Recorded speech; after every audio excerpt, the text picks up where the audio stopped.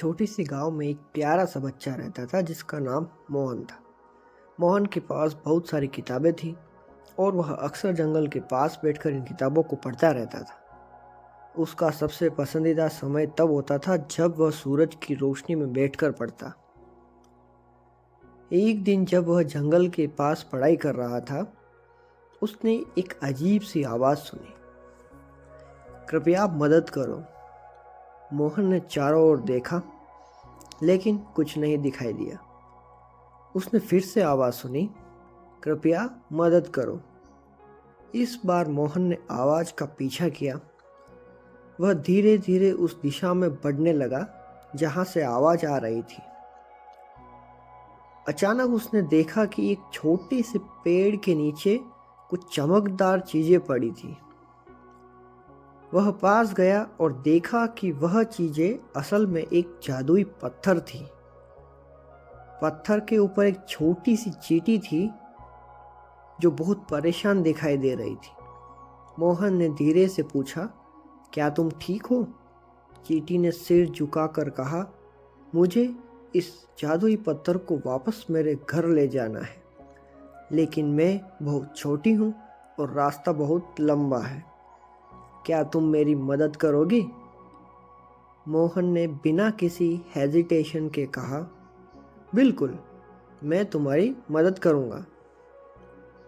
चींटी ने मोहन को पत्थर उठाने को कहा और फिर दोनों चल पड़े। रास्ते में मोहन ने देखा कि जादुई पत्थर हर कदम पर और भी चमकदार हो रहा था। धीरे धीरे जंगल का रास्ता बदलने लगा।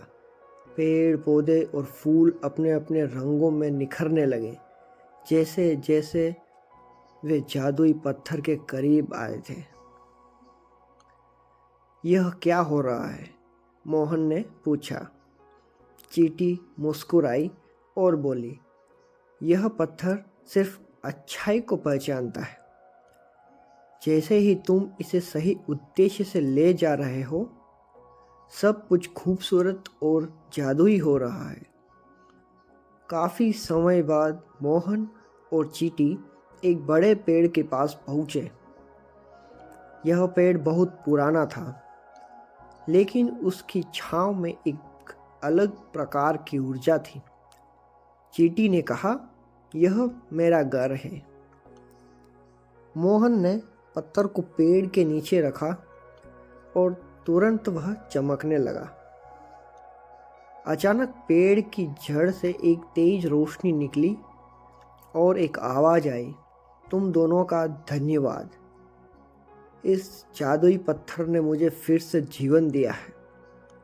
अब यह जंगल फिर से हरा भरा होगा। चींटी ने मोहन से कहा, तुमने जो मदद की है उसकी कोई कीमत नहीं है, लेकिन इस जादुई दुनिया में अब तुम कुछ भी नहीं कर सकते हो। तुम पर कोई भी संकट नहीं आएगा और तुम्हारी दुनिया हमेशा सुंदर रहेगी।